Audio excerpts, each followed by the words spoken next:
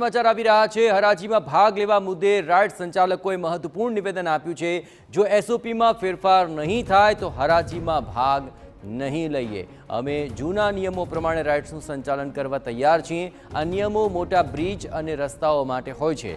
Collector બાંધછોડ કરવા તૈયાર ન હોય તો રાઇડ્સ વગર જ મેળો યોજાશે। અમે વીમો લઈએ છીએ। દરરોજ અમારી રાઇડ્સ ચેક પણ થાય છે। અમે સરકારને પણ નિયમો હળવા કરવા માટે રજૂઆત કરી છે। રાજકોટના રેસકોર્સ ગ્રાઉન્ડ ખાતે યોજાનાર જન્માષ્ટમીના લોકમેળામાં યાંત્રિક રાઇડ્સ ધારકો અને જિલ્લા કલેક્ટર વચ્ચેની તમામ બેઠકો નિષ્ફળ રહી છે અને એસઓપીને લઈને મામલો ગૂંચવાયેલો છે। મારી સાથે યાંત્રિક રાઇડ્સ ધારકો છે, આપણે તેની સાથે વાત કરીશું કે તેઓ શું કહી રહ્યા છે। શું કહેશો? જિલ્લા કલેક્ટરે સ્પષ્ટપણે એવું કીધું છે કે એસઓપીમાં કોઈ પણ પ્રકારની બાંધછોડ નહીં થાય। હવે તમારું વલણ શું રહેશે? જો એસઓપીમાં બાંધછોડ ના થાય તો અમે મેળાની હરાજીમાં ભાગ નથી લેવાના અને એસઓપી અમે પહેલેથી જ કહેતા આવી છીએ કે એસઓપી ફોલો થઈ શકે એમ નથી। કેમ કે આ એસઓપીના જે નિયમો છે હું આપને જણાવું કે એસઓપીમાં જે સોઇલ ટેસ્ટ રિપોર્ટ માંગ્યો, ફાઉન્ડેશન માંગ્યું છે, પછી એનડીટી રિપોર્ટ માંગ્યા, આ બધા રિપોર્ટો ને આ બધા જે કરવાના હોય, જે મોટા ડેમો બનતા હોય કે સરકારી પુલો બનતા હોય, સરકારી મોટી ઇમારતો બનતા હોય, એના માટેના નિયમો છે।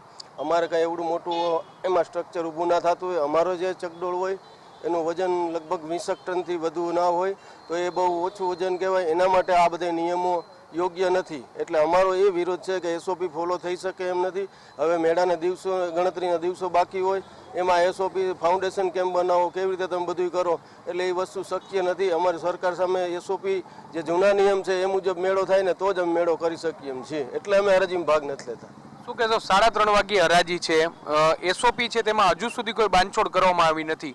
હરાજીમાં ભાગ લેશો? નહીં, અમે હરાજીમાં ભાગ નહીં લઈ। જે સરકારે અમારીમાંથી આ નિયમ નાખ્યા છે એ ખરેખરથી પરમાનન્ટ પાર્ક માટે છે। અમે તો હંગામી મેળાવાળા છીએ કે 2-4 દિનનો મેળો કરીને રાઇડ ખોલીને બીજે જતા હોય, એટલે અમારી રાઇડ છે એ કાયમી માટે ચેક થતી હોય। અને આ પરંપરાગત જન્માષ્ટમીનો લોકમેળો છે, આમાં કેટલા લાખો માણસોની રોજીરોટી છે। આજુ પહેલાં સરકાર છે એ અમારા નાના માણસો માટે, અમારા માટે બહુ અન્યાય કરે છે। બસ એટલી જ રજૂઆત છે। લોકોની સુરક્ષા છે તેવું કહી રહ્યા છે કલેક્ટર, શું કહેશો? અમે લોકોની સુરક્ષા માટે વીમો લઈએ છીએ, પછી રોજે રોજ અમારી રાઇડ ચેક થાય છે, પછી ઇલેક્ટ્રિક સર્ટિફિકેટ લઈએ છીએ, પછી ફિટનેસ સર્ટિફિકેટ લઈએ છીએ।